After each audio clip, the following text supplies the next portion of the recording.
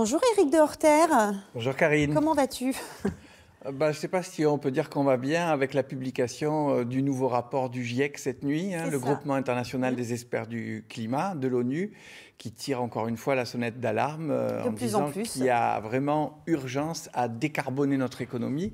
Ça veut dire quoi? Ça veut dire essayer de nous passer du pétrole, et notamment pour l'agriculture, puisque le modèle industriel en fait consomme énormément de pétrole, à la fois pour produire des pesticides, des engrais, pour les transports, pour les machines agricoles. C'est bien pour ça que tu vas nous proposer de l'agriculture urbaine qui fait du bien à l'environnement et aux gens qui vivent dans cet environnement-là. Voilà, en fait, depuis la naissance du mouvement de la transition en Angleterre, l'idée, c'est de sensibiliser les gens des villes à un type d'agriculture beaucoup plus propre. Et il y a des tas d'exemples qui se sont multipliés dans notre région, aussi bien à Nice, où le mouvement de la transition s'est installé dans l'ancien jardin du Petit Séminaire. Tu vas nous montrer des belles choses encore, je suppose. Il y a eu, à Marseille, il y a plein d'initiatives aussi, avec des jardins partagés, on en a déjà beaucoup parlé.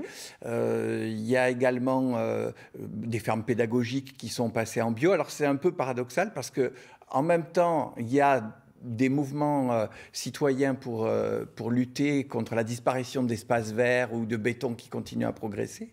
Mais il y a tout un tas d'exemples, et pas uniquement dans notre région. Alors justement, on va, et ça je le dis pour Émilie, ce qu'on ne lui a pas dit, on va aller à Issy-les-Moulineaux, découvrir des potagers qui peuvent aussi, vous allez voir, semer les graines de la convivialité au travail. C'est parti, regardez. Aujourd'hui, c'est jour de cueillette. Yann et Antoine sont analystes dans un établissement financier. Comme une centaine de collaborateurs pour 4 € par mois, ils se sont abonnés à une parcelle de potager sur le toit de la banque. Ce qu'on fait, c'est qu'on récolte, on fait une récolte, on la descend au bureau et puis après on se la partage. Et ce qui est sympa, c'est qu'on a tous des goûts différents. Donc par exemple, moi j'aime les betteraves et personne d'autre n'aime les betteraves, du coup c'est moi qui récupère les betteraves. J'ai une collègue qui adore les concombres, du coup c'est tout le temps elle qui récupère les concombres. Des légumes courants et quelques curiosités. Là, par exemple, vous avez du thym, vous avez du persil, vous avez du basilic.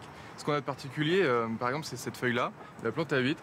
En fait, c'est la particularité de cette plante, c'est tout simplement que les feuilles ont un goût d'huître. On peut les manger comme ça. Quand on les mange, effectivement, ça a vraiment un goût d'huître. Il y a 5 mois, cette terrasse était déserte. Aujourd'hui, 650 mètres carrés de culture urbaine à la verticale produisent fleurs, fruits et plantes sans produits phytosanitaires. Déjà, la biodiversité a repris ses droits. Oiseaux, papillons et abeilles peuplent cette mini-ferme. Ce qu'il faut, c'est rendre des services écosystémiques à la ville, la rendre plus verte, plus durable, plus belle, plus agréable, plus esthétique et reconnecter le citoyen à la fonction nourricière de la nature. Ce potager est en fait une sorte de laboratoire. Le département immobilier de cette banque entend proposer à ses clients propriétaires d'immeubles ce concept d'une agriculture urbaine à la verticale. C'est pas un effet de mode ou un effet bling-bling, C'est une vraie conviction qu'on a que intégrer la nature en ville, ça apporte beaucoup de bienfaits à la nature mais aussi aux humains. C'était aussi notre volonté, c'était d'apporter du bien-être et de la convivialité pour nos collaborateurs, mais aussi pour nos clients qui visitent le site, qui trouvent ça intéressant et qui se disent il faut qu'on réfléchisse pour nous aussi l'implanter sur nos immeubles. Cet îlot de fraîcheur est un concept technologique récent. Chaque parcelle de 3 mètres carrés accueille 71 plants associés pour se fortifier les uns les autres. Cela ne s'invente pas. Couper les feuilles mortes, on voit que l'oseille a un peu d'oïdium, donc il faut couper les feuilles. Chaque semaine, Augustin vient entretenir la plantation. Au passage, il nous livre un tuyau de jardinier. Par exemple, l'origan, on cherche à avoir des feuilles pour pouvoir les cuisiner, les manger. Et si à partir du moment où il va faire des fleurs, la plante va donner son énergie aux fleurs pour pouvoir ensuite faire des graines. Et donc elle va arrêter de produire des feuilles. Seuls quelques toits parisiens sont plantés à la verticale. Une trentaine de projets pourraient fleurir d'ici 2021. Alors, comme votre émission ne recule devant rien pour vous faire tout découvrir ce qui se passe dans le monde, Éric est allé à New York. Tu vas nous faire découvrir ce qui se passe sur les toits de New York aussi. Ouais, en fait, c'est pas la télé qui m'a payé le voyage, mais on a profité d'un voyage avec le comité d'entreprise où on est parti plusieurs à New York. Et là, c'est des images que j'ai fait avec mon téléphone. C'est pas Laurent Corsi qui m'a accompagné. On en est plus là, malheureusement. Et donc voilà, ça c'est une ferme qui est installée sur le toit d'un immeuble dans le port de Brooklyn qui fait à peu près 10 000 m² et qui produit, bon là principalement des salades, du mesclun pour les salades bars et les restaurants. Mais vous avez bien compris que là non plus, ça n'a pas révolutionner toute l'agriculture des États-Unis, qui malheureusement est toujours axée sur un modèle productiviste où grosso modo c'est la Californie qui est à peu près l'équivalent du territoire de la France, qui produit pour le pays entier. Donc ça veut dire que les aliments pour arriver à New York, ils font à peu près 4000 km. Oui, et Brooklyn Grange voulait proposer, c'est Anastasia qui nous a accueillis, voulait proposer un autre modèle et montrer que, voilà, pour sensibiliser les gens à l'agriculture bio et qui se mettent à réfléchir à leur alimentation et à la manière de consommer.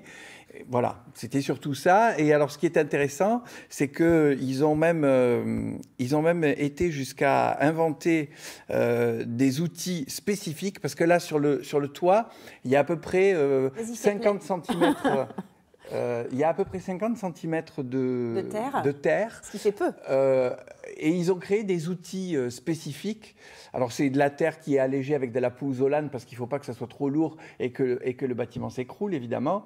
Et alors, vous voyez, ça, c'est un outil particulier pour travailler la terre sur le toit de l'immeuble. Et il y a aussi un autre instrument qu'on va voir qui a été fabriqué par Farmers Friends pour récolter le mesclun, parce que toutes les salades qu'on a vues, oui, c'est ça qu'on voit là. T'imagines bien que si on devait les récolter à la main, au ciseau, ça serait absolument impossible, et vraiment dans les salades bars, ça coûterait vraiment une fortune à New York. Génial. Et donc il y a ce système que nous présente Anastasia, qui coupe les petites pousses, et puis il y a ce système qui les rabat. Et tout ça, messieurs, dames, pour vous dire, réfléchissez bien à vos toits de maison, à vos toits d'immeubles, parce que tout est possible. À New York, ils le font ici, les Moulineaux, et on va le faire de plus en plus. Ça ne remplacera pas l'agriculture, mais en tout cas, ça permet de réfléchir à la manière dont on produit et à acheter différemment. Merci beaucoup, Eric, de nous avoir fait découvrir tout ça.